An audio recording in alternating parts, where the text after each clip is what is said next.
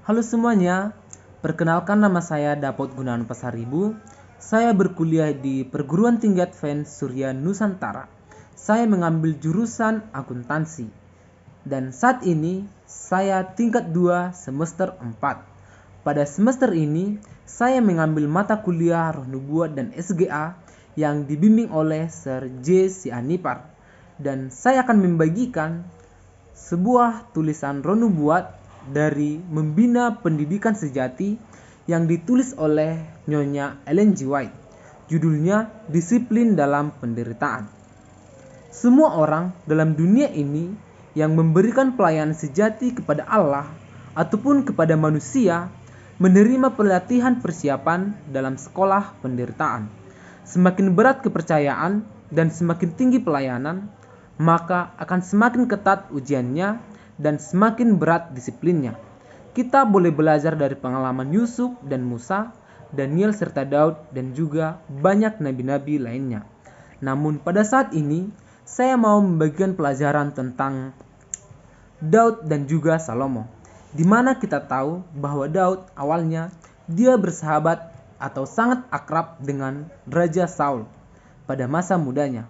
Namun ketika Daud mengetahui akan kehidupan istana, dia berpaling dari istana, dia lebih memilih menjadi seorang gembala dan beternak. Dan di situ dia tidak mendapatkan atau memperoleh kedamaian atau ketentraman bersama manusia, melainkan dia hanya memperoleh kedamaian ketentraman bersama dengan Allah sendiri. Meskipun di dalam kehidupannya, meskipun di dalam hari-hari yang dia laluinya, banyak penderitaan, banyak kesukaran yang dilalui dari orang-orang di sekitarnya, dari keluarganya, dan bahkan pada waktu dia tidak disenangi oleh Raja Saul. Dia harus pergi ke padang gurun dan dikejar-kejar oleh para tentara dan prajurit. Namun di sini dia memperoleh bahwa kesenangan sejati hanya dia peroleh daripada Allah sendiri. Dan bahkan sampai akhirnya dia bisa menjadi raja itu oleh karena kemuliaan Allah. Dia merasakan itu semua oleh karena pemberian daripada Allah sendiri. Sehingga di dalam setiap kehidupannya dia hanya memuliakan Allah. Berbeda dengan Raja Salomo. Raja Salomo pada waktu kehidupannya dia telah hidup di istana. Mengapa? Karena dia adalah bisa dikatakan dia adalah seorang putra mahkota. Karena ayahnya adalah seorang raja. Dia sudah mendapatkan kesenangan-kesenangan hidup di dalam kerajaan dan istana. Dan bahkan dia telah memperoleh hikmah kebijaksanaan daripada ilahinya sendiri. Pertumbuhan atau masa remajanya dengan Raja Daud sangat berbeda sekali.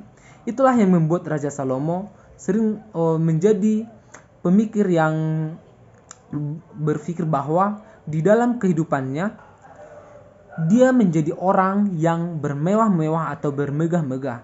Dan bahkan kita tahu pada waktu dia menjadi raja di masa tuanya, dia memiliki begitu banyak gundik-gundik, anak buah, dan bahkan memiliki banyak sekali istri. Dikatakan bahwa dia bahkan jauh daripada Allah, yaitu dengan membuat mezbah-mezbah untuk berhala-berhala atau kepada dewa-dewa. Raja Daud melakukan ini semua karena dia merasa bahwa kesenangan dan kedamaian telah menjadi miliknya dari dia sejak kecil sampai kepada raja, karena kebentarannya dan karena hikmah yang Allah berikan kepadanya. Tetapi itu membuatnya menjadi jauh daripada Allah. Tetapi kita tahu di akhir hidupnya atau di masa tuanya, Raja Salomo ini berpaling kepada Allah. Dan dia kembali melakukan segala perintah-perintah atau apa yang Allah inginkan daripadanya.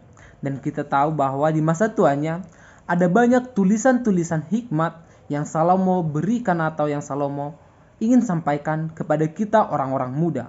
Bahwa di dalam kehidupan ini penderitaan mengajarkan kita untuk memiliki hal yang penting. Dari penderitaan kita boleh belajar sesuatu hal yang sangat berharga.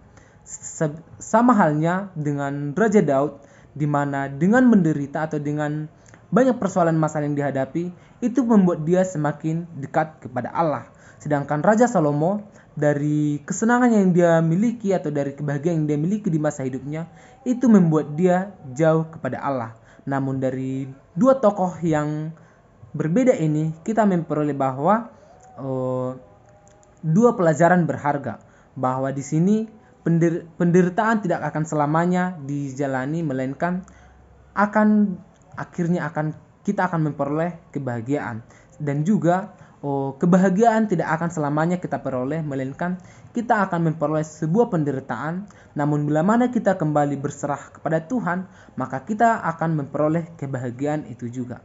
Nah, inilah sebuah tulisan Roh Nubuat atau yang bisa saya sampaikan kepada kita semua. Semoga kita bisa mengambil hikmahnya dan bermanfaat bagi kehidupan kita semua.